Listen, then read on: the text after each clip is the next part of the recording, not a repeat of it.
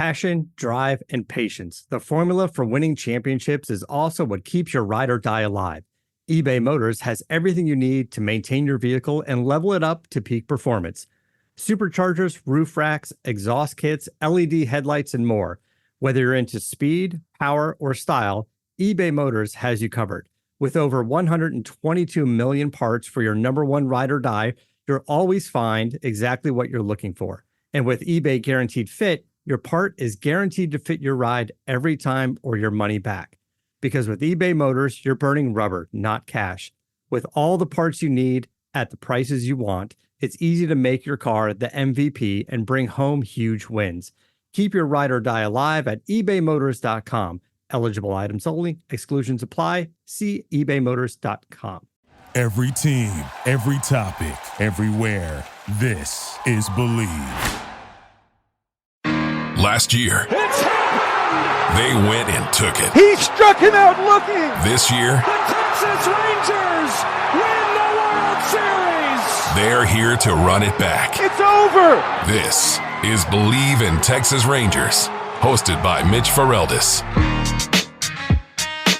Apparently, there was a snake in that silver boot, and that snake, Jose Altuve. Welcome into another edition of Believe in Texas Rangers, everybody. Make sure that if you like the podcast, you share it with your friends, family, fans of the Texas Rangers, of course. Rate it, download it, subscribe to it, let everybody that you can know about it, or just, you can give me critiques. I'm open to just about anything, but if you enjoy this podcast, please make sure to give it a shout out and give it the proper love that it deserves. So we're coming to you about a couple hours after the conclusion of the final game of the road trip series against the Houston Astros. So to quickly recap, they lost to the Astros today by a score of 8-5, and it really wasn't as close as that number gives it credit for. The Rangers were pretty, I don't want to say the word lifeless. They did finish with 10 hits. They definitely had opportunities where they got guys on base and they were trying to put something together. But at the same time, they were also 2 for 8 with runners in scoring position today. And they didn't really do a lot once Nate Eovaldi got behind, meaning after he allowed the first 5 runs of the game that he gave up through the first 4 innings.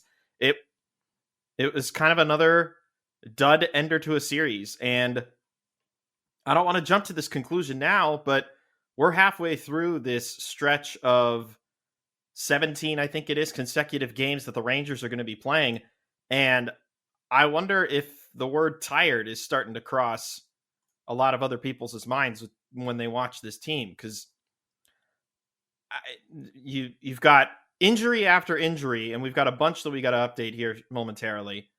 But as a result of all these injuries, you're pressing guys into duty, getting a lot more at-bats, and you're having to call upon a lot more guys from the AAA level. And this is just barely after getting out of spring training. We're about, 2.5, 3 weeks into the season now. And it still feels like there's a lot of people that are, I don't want to say going through the motions, but they're not fully 100% ready for like the major league season yet. Like they're still just getting warmed up. And I get it. It's a marathon. It's definitely not a sprint. If it was a sprint, there would be an absurd start to the season, like what the Yankees are doing right now, what the Pirates are doing right now, right? It's a lot of growing pains right now, I think is the simplest way of saying it without it sounding offensive and without it sounding like a deep cut, especially because we're only so many games into the season so far. But with the loss, the Rangers now fall to 8-8 on the year, but that still keeps them, for the most part, atop the AL West, which is what you hope to do. But here's where, I mean, if you want to talk about division stuff this early and like standing stuff this early, we're not really going to go deep into it, but you have already played 7 games against the Astros now. There are less games against the division, and the Astros have the advantage right now. And as many of you remember, this season last year, or the season last year, I should say, ended where the Astros and the Rangers were tied, but the Astros had the head-to-head tiebreaker. So these games matter a ton. It's a bummer that it didn't go the Rangers' way in more of them, and that includes the series where the Rangers were hosting for 4, but they're already behind the 8 ball when it comes to that matter of fact, because they won't see the Astros nearly as much anymore. And already 7 games into the season, they're behind, which is a bummer, but there's still plenty to be excited about. We got to see the debut of Cole Winn today, another one of the Rangers' top prospects, another major league debut. There's a lot of young talent that has been churning through the Rangers roster already early on this season. Cole Winn finished with an inning and 2/3, and he got his first major league K. He did allow a ground out that resulted in another run charged to Yeri Rodriguez, who did not have the best outing today, unfortunately. But at the same time, he looked pretty solid. The speed or the velocity was where you wanted it to be, and what we'd been seeing and expecting from him, basically the way he's been pitching in Round Rock, right? The locations were relatively good, and he was forcing the swing and miss a good amount of the time. As far as his outing goes, he was able to force 4 swings and misses on just 21 pitches and 13 of the strikes that he threw. So he's got the location, he's got the command. It's still a little bit early to quickly jump to judgment as far as his performance, but especially because they put him in a situation where it was bases loaded and only 1 out. I thought Cole did fantastic in delivering in a clutch moment to try and keep the game from getting any further out of hand for Texas. Let's talk about the other 2 games. Saturday was rough. The first bad outing, too, that we've seen out of Jose Urena for this team. An inning and a third, 6 hits, 5 earned runs allowed, and 1 strikeout on just 22 pitches. So not only were the Astros able to get after him, they were able to get after him early and often as a result of such a low pitch count. Another outing where Andrew Heaney, he's throwing a lot of pitches and he's struggling to get guys out when he needs to. 3 2/3, 4 hits allowed, 2 earned runs.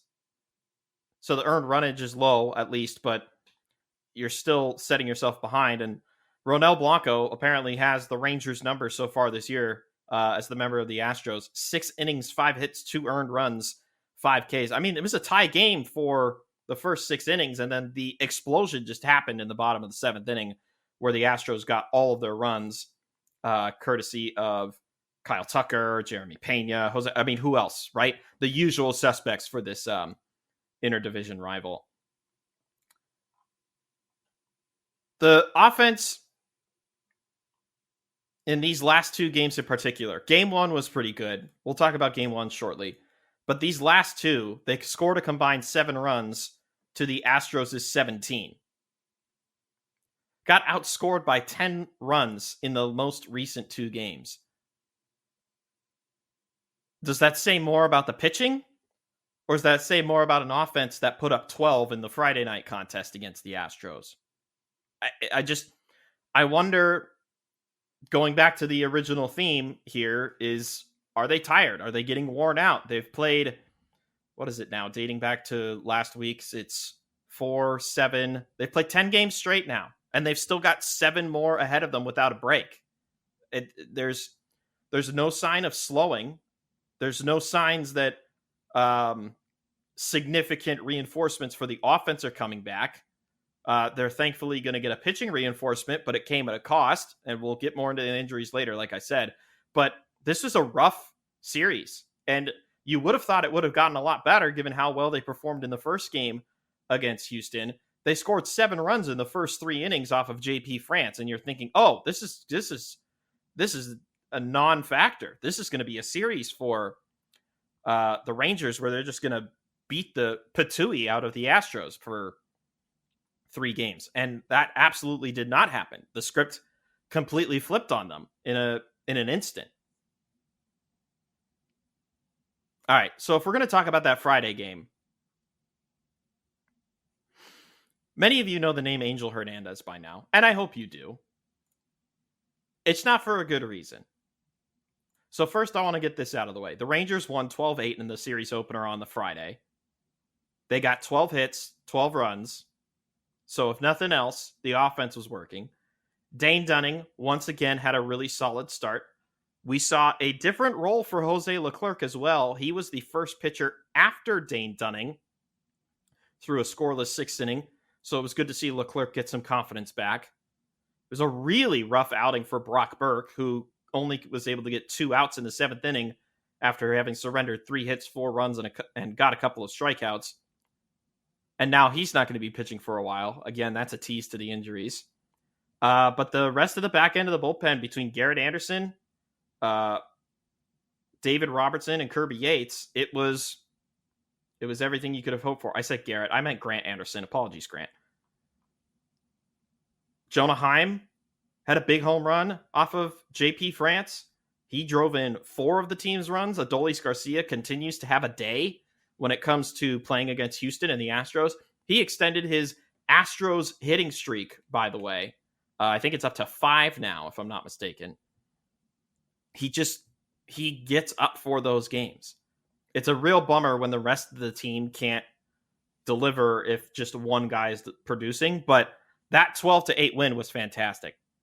But Angel Hernandez really ruined the evening for at least one spectator. Well, plenty of spectators, and at least one member of the Rangers lineup, and that member is Wyatt Langford. If you're watching this on YouTube right now, I'm sharing the screen of the umpire scorecard, courtesy of Umpire Scorecards. Shout out to the great work that they do. And you can see all of the red on the inner part of the plate. And if you really squint, I know it's blocked by our banner, our overlay, but you can see that the most impactful calls, as they say, if you look really closely and you don't think too hard about it, you'll realize they're all in the same at-bat. Does that tell you everything that you need to know about how rough of an experience it can be when Angel Hernandez is the man who is part of the umpiring crew? Now, to my recollection, he didn't have as great an impact on the other 2 games, but that Friday game could have gotten way out of hand based on just looking at this scorecard. I mean, I don't know what else to say about this. His hot zone is several inches on the inside part of the plate. Look at how many pitches he called strikes on the inner part of the plate. I'm not so beat up about the missed ball calls, or the missed strike calls, I should say, around the frame of the zone, but good Lord, Angel, come on, man. How much longer is your union going to back you? I really wonder. Thanks for indulging me in that, by the way. Passion, drive, and patience. The formula for winning championships is also what keeps your ride or die alive.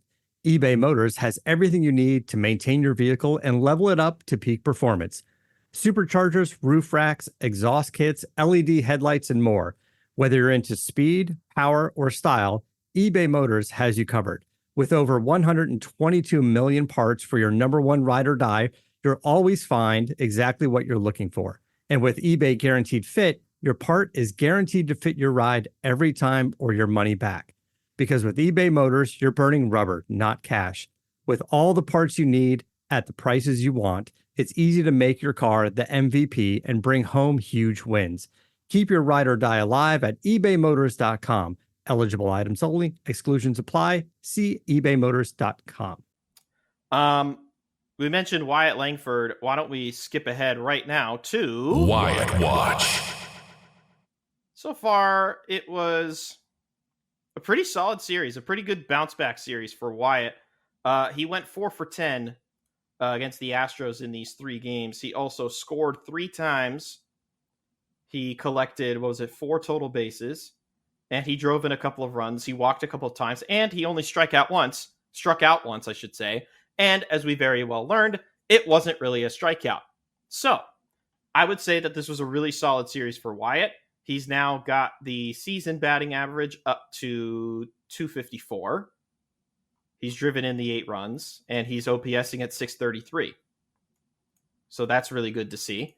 The slight uptick as a result of playing your division rival. I tell you, man, everybody is still on the edge of their seat waiting for that first home run. Everybody is just begging for him. And I mean begging for him to hit one out of the park sooner rather than later. And if we think about what's upcoming for them, they've got Detroit, not necessarily the greatest hitters park, but any dog can have their day. And then Atlanta. And there are some prime real estate opportunities that Wyatt Langford can really crush a ball into the seats for. And if he wants to make a mega statement, if he were to hit it opposite field up over into the porch area, man, you have to feel like it's coming soon, right? We've waited long, and I mean long, for Wyatt to make the most of a pitch and a mistake pitch over the middle of the plate. He just hasn't gotten the chance to yet, but that's okay. We do have to be patient. If we're going to be patient with the entire team, or if we're going to be patient with one individual, we have to be patient vice versa. So what I mean by that is if we're going to be patient with Wyatt Langford still looking for his first home run, we need to be also patient with the fact that the Rangers are a 500 team right now, just 16 games into the season. Like, we could get worked up about certain losses or certain wins. That's fine. But again, this team is the reigning World Series champions, right? Everybody is zeroing in on them. Like, they are the team to beat right now more than anybody else. The Rangers have to play like they're still hunting for something, not that they're the ones being hunted. And it was something that I was listening to during the broadcast today. I believe it was Emily Jones brought it up on Bally Sports Southwest, that Bruce Bochy had told her that, like, we've got to change the mindset, and we got to have the mentality that we're not the hunted, and rather we're the hunter. We got to get back in that mindset. And I love that energy from Boch, making sure that his players are aware that, like, yeah, we won last year, but that was last year. This is this year. We got to go out and prove it to ourselves again. So the long stretch of baseball continues. As I mentioned, they've played 10 games of the 17 consecutive games that they are going to play. And up next is going to be Detroit and then Atlanta a few games later. And that's going to be 4 of them will be in Detroit. And then the other 3 will be in Atlanta. And then the Rangers will finally have their first off day after those 17 games in a row. And thank goodness, because like I said, the recurring theme is they look relatively tired right now. So hopefully they improve from that standpoint. So here's the good news about the Detroit series. And this will kind of kick off the injury updates that we have. And there are plenty of injury updates that we need to get into. Michael Lorenzen is expected to make his Rangers debut tomorrow. He's expected to get the start. Funny enough, against his his second most recent employer. He was traded to the Phillies midseason from the Detroit Tigers, where he had an all-star campaign in the first half of the year. I would have felt differently about the news of Michael Lorenzen getting his first Rangers start if not for the news that Cody Bradford is headed for the injured list. Had Cody Bradford, and this is by no means his fault, and everything the reporting has said is that they're not too concerned about the severity of the injury. They just want to give him a couple of starts off and be as cautious as possible. He's dealing with lower back soreness retroactive to his last start on the 11th. And you can only hope that it's not anything more severe. And I like the precautionary approach, but man, is it just another miniature slap in the face to what has already been an injury decimated season. I mean, Kennedy Landry, the great beat writer over at MLB.com covering the Rangers. Here's everybody that's on the Rangers injured list that she posted as I'm recording this 5 hours ago. Jacob deGrom, Max Scherzer, Tyler Mahle, now Cody Bradford, Josh Sborz, Brock Burke, Jonathan Hernandez, Carson Coleman, Josh Young, Nathaniel Lowe, Justin Foscue.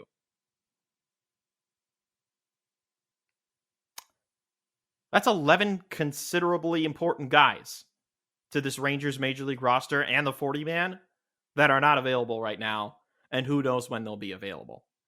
At least for a majority of them. We have an important injury update on one of the Rangers starters that we'll get to shortly.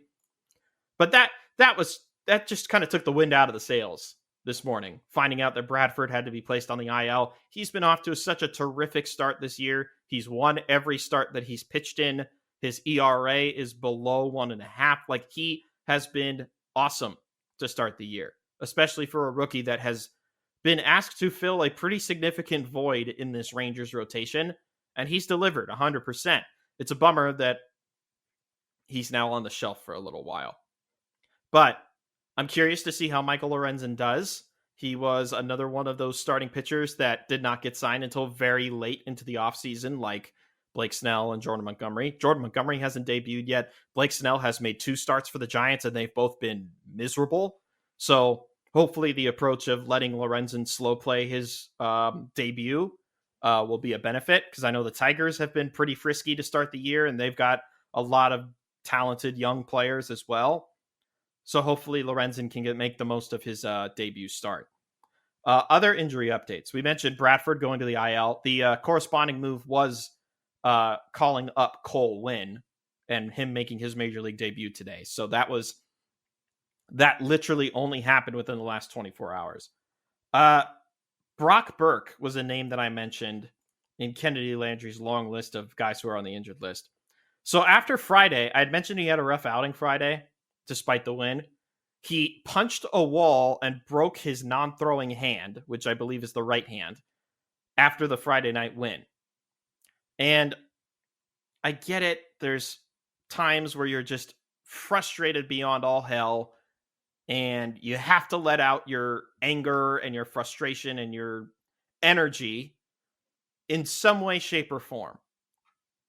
And so many times, I don't know why, and I'm not going to get deep into it, but so many times it results in a part of the body being flung at a concrete wall, and I really don't understand why. If you want to take your anger or frustration out on something, why not it be like a punching bag or one of the exercise ball, like the blow up exercise balls that you do crunches on, or stuff like that you do abdomen work on, not the medicine balls or anything like that. I just wish there was a better way for Brock to have handled this frustration, because it was a very frustrating outing for him.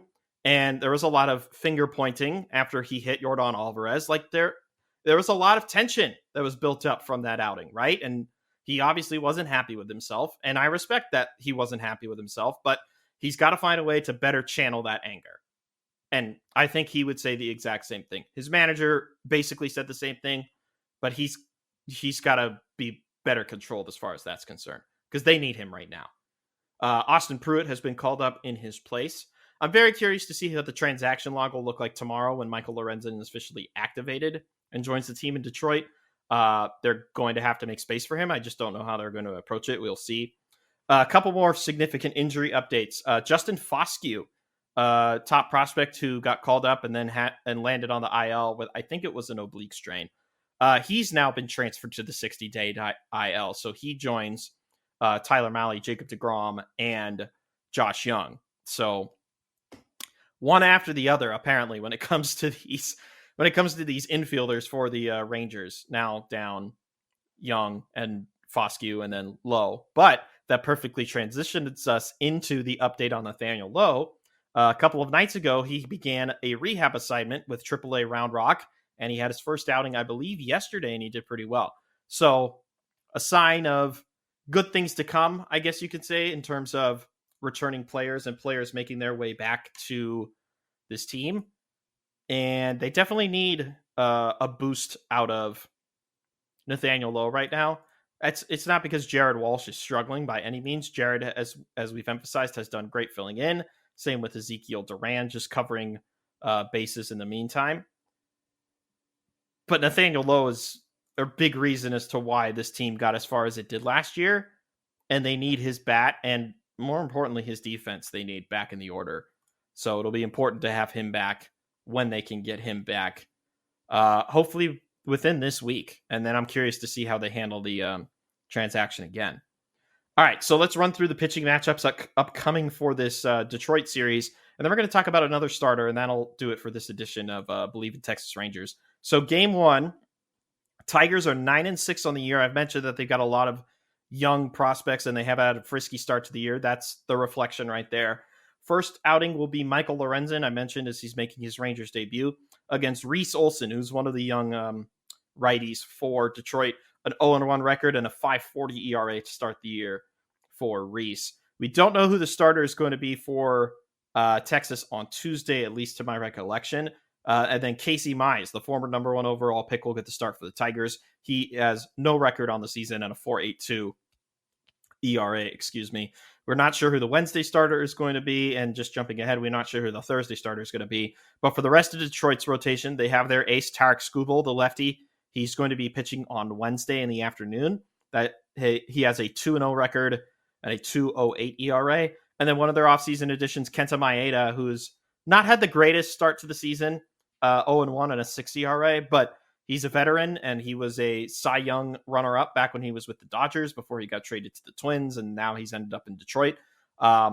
Working his way back from a lot of injury history, so hopefully, or it'll be curious to see, I should say, how he performs with so many question marks around this Rangers rotation right now.